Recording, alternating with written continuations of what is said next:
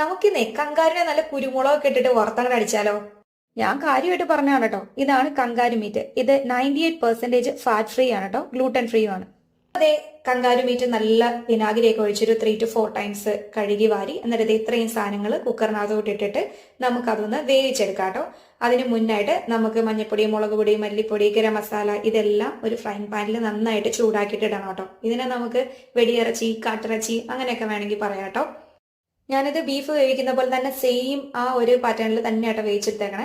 അത് വെന്ത് കഴിയുമ്പോഴത്തേനും ഇതാ കടുകിട്ടു. ഇനി മെയിൻ താരമാണ് കേട്ടോ പെരിഞ്ജീരകം. അത് അത്യാവശ്യം നന്നായിട്ട് ചേർത്തിട്ട് നമുക്ക് കുറച്ച് സവാളയും കറിവേപ്പിലും കൂടെ ഇട്ട് നന്നായിട്ട് വഴറ്റി കൊടുക്കാം. ഇനി നമുക്ക് വെന്ത കങ്കാരു മീറ്റും കുറച്ച് വെളിച്ചെണ്ണയും കുറച്ച് കുരുമുളകും കൂടെ ഇട്ടിട്ട് നന്നായിട്ട് ഡീപ് ഫ്രൈ ചെയ്തെടുക്കാം.